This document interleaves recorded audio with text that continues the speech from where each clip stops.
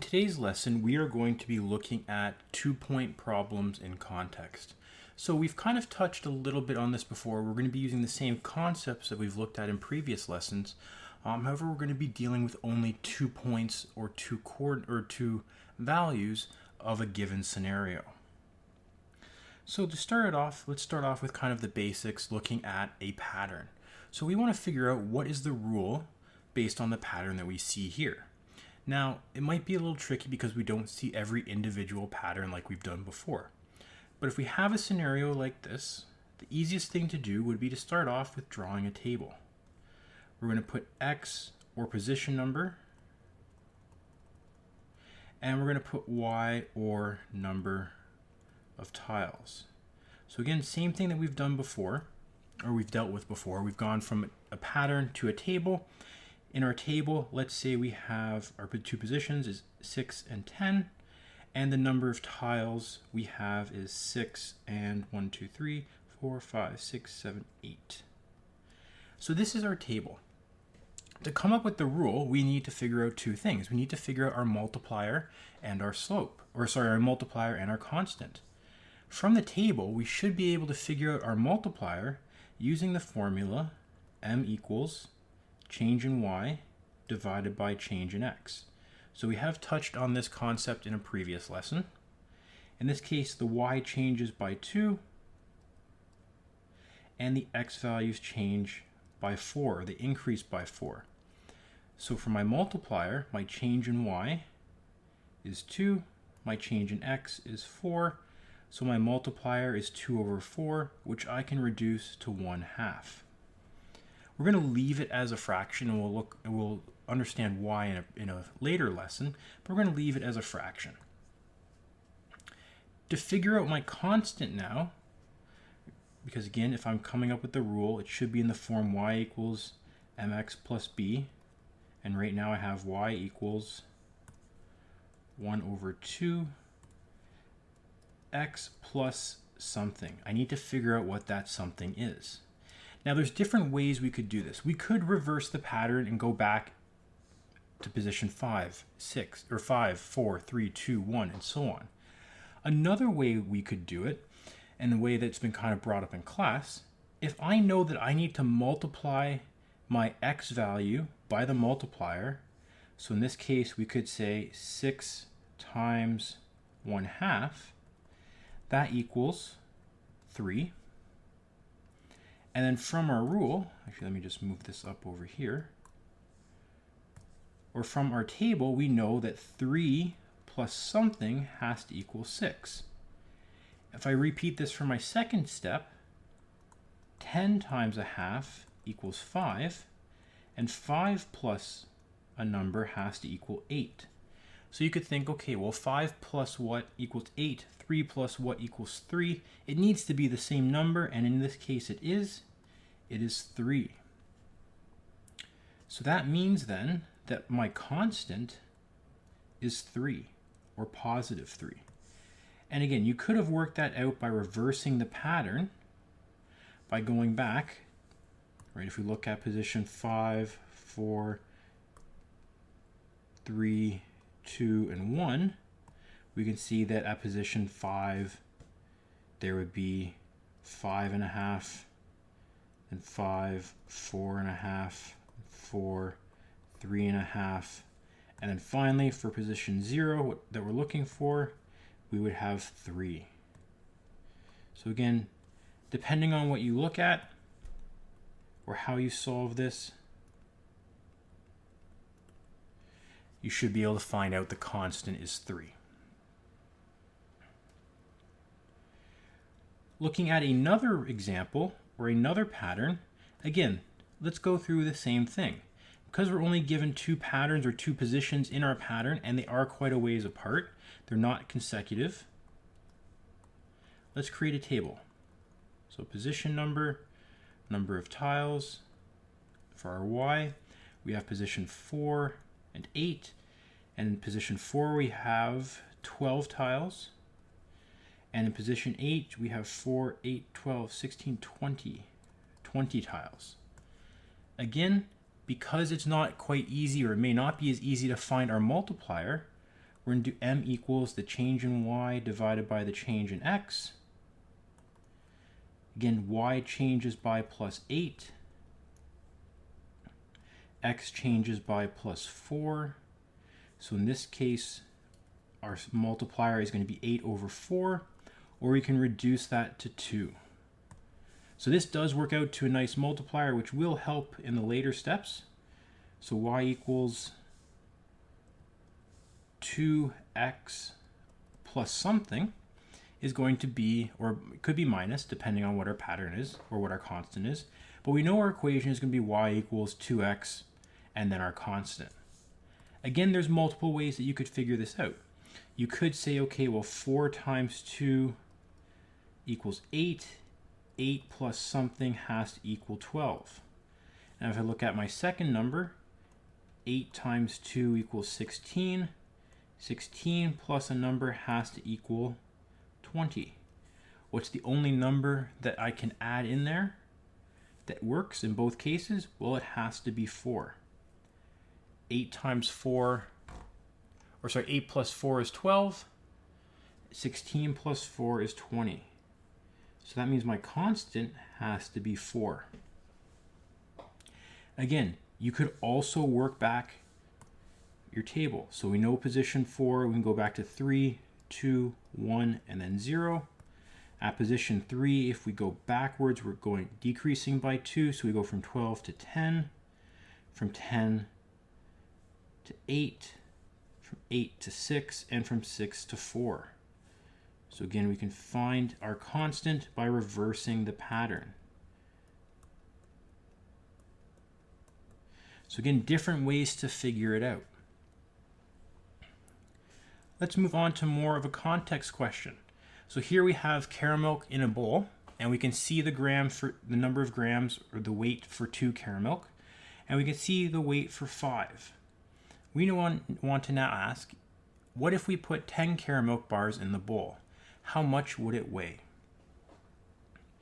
Now you may say, well, if we double it right off the bat, we go from 5 to 10, that's going to be 202 grams. Now it's a good guess and a good attempt. However, we are forgetting that we are adding in or considering something else. Right? With that weight, we're actually considering that we're doubling our bowl. So we need to actually figure out what is the weight of each individual bar. So if we take that scenario and either convert it to a graph like you see here, or convert it to a table like we've done with the last ones, 2 bars is 68, 5 bars is 101, we can figure out our multiplier or our rule from this, and then use that to help us figure out how many or how much it would weigh for 10 bars. So if we look at the change in y, we can see from 68 to 101, we're increasing by 33.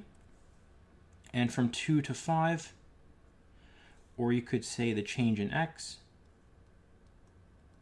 we're increasing by 3. So if I look at my slope, or my multiplier, change in y over change in x, I get 33 over 3, which equals 11. So this value here is my multiplier, or my rate of change. This basically tells me the weight per bar. Now that doesn't help me too much, because I also need to figure out what is the weight of each of the bowl.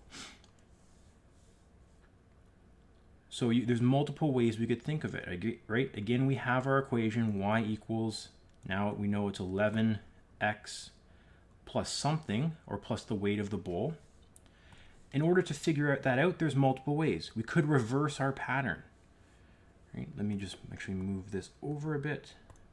We could reverse our pattern. We know 2 bars, so we could figure out 1 and then 0 by reversing the pattern, so by going back 11. 68 minus 11 is 57. 57 minus 11 is 46. So we could recognize that our constant, or the weight of the bowl, has to be 46 grams. The other way we could do it, same way we've done before, 2 times 11 equals 22. 22 plus a number has to equal 68. So using that same reasoning, and we get 46. We could double check that with 5 times 11 equals 55, plus what equals 101. Again, it's 46. So either way you determine it, we should find that our constant is 46. And from here, now we can determine what the weight of 10 bars are. We can do y equals 11 times 10 plus 46. 11 grams per bar plus 46 for the bowl, we get 156 grams. So again, it's the same idea as before, using 2 points to be able to come up with the multiplier or slope and the constant or starting value. Let's look at some more scenarios. In this case, we're going to look at the swim times. So Brian swam 30 times at the municipal pool and paid $95 in total for the year. Ange swam 42 times at the same pool and paid $125 in total. What is the price per swim? Well, easiest thing to do when we have something like this where it's maybe not too apparent, let's create our table. Now the thing that we're counting is going to go on the left, or the X side, which would be swims, or the number of swims. And the thing that's dependent or reliant on what we're counting would be the cost. That's going to be our second column. So if I look at this situation, 30 swims equals $95, 42 swims equals $125. If I want to find the price per swim, this is the same thing as saying I want to find my slope, my rate of change, or my multiplier. So again, just recognizing that whenever we see the word per, chances are that's telling us to find the slope, or that's what it's referring to. So from a table, we can figure out the slope when we don't have a nice consistent pattern by doing the change in y divided by the change in x. We can see that the y values from 95 to 125 we're increasing by 30, and the change in x we're increasing by 12, from 30 to 42.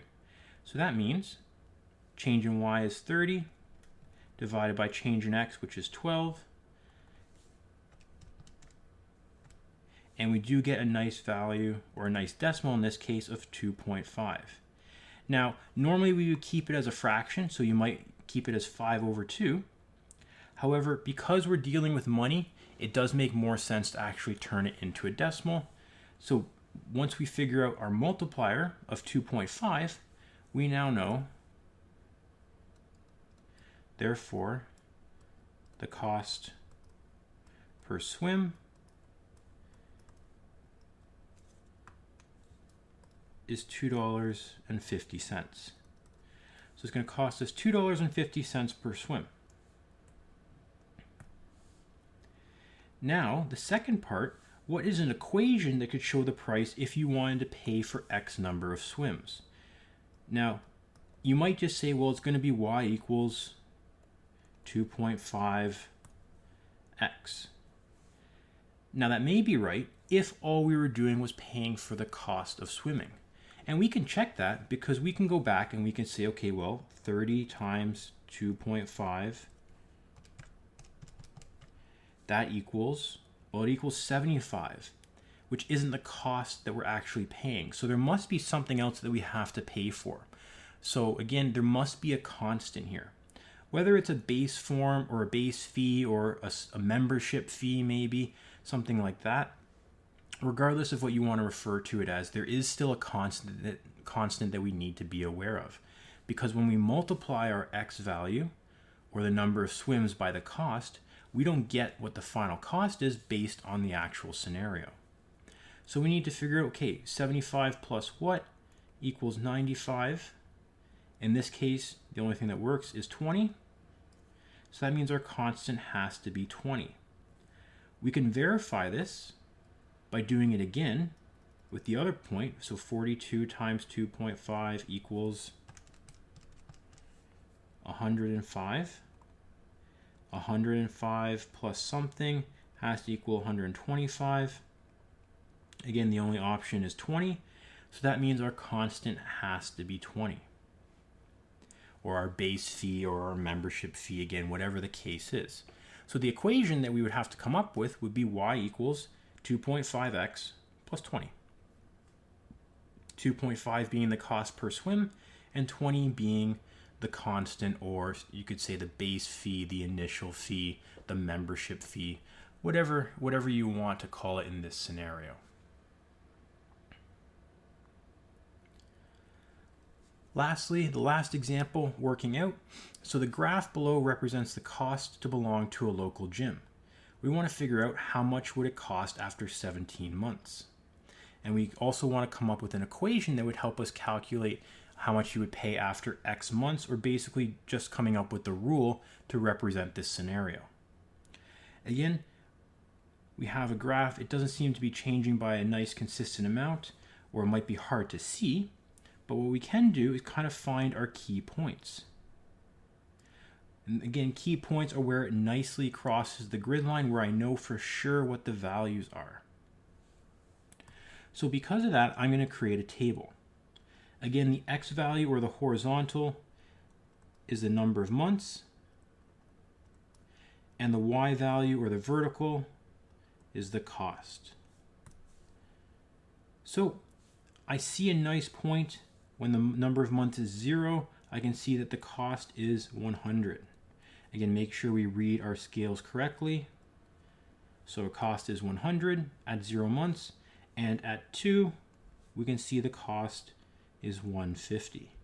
So you might be able to reason through what the actual cost is for the number of memberships, or for each membership, or sorry, for each month. But if not, again, we have 2 points. We can do the change in y over change in x. So y is changing by 50, x is changing by 2. Change in y over change in x is 50 over 2, which equals 25. So to come up with my equation, just because I got part of the answer, I'm going to plug it in right now so I don't forget. I know it's going to be y equals 25x. I know my multiplier is 25, or the cost per month is $25. Now, I need to figure out the b value. Again, luckily, because we have our graph, we can just look and see where does it cross the y-axis. In this case, it crosses at 100. We can also see from our table, when x is 0, y is 100, so that means my b value is again 100. So just different ways I can verify that. With my equation now, I can use that to now come up with what the cost would be after 17 months. So y equals $25 multiplied by 17 months, plus the $100 initial fee or membership fee. 25 times 17 plus 100, we get 525. So that means 17 months equals $525. So again, the key thing here from this lesson is that we should be able to calculate what the, or not, we should be able to calculate or determine what the equation is for any given linear pattern, as long as we have 2 points or 2 sets of coordinates or 2 sets of values for any given scenario. If we look here, we could have had more points, but realistically all we needed were 2, or a pair of points, or 2 pairs of points. If I look at the swim time, I only had 2 points, but I was able to determine the equation or the rule. Looking at the caramel bar example, again, I had 2 points and I was able to determine what the equation was. And even going back to my patterns, I had only 2 positions and number of tiles, and I was able to determine the rule. So again, the key thing from this lesson is if you're given 2 points, you should be able to determine the equation or the rule of that linear pattern.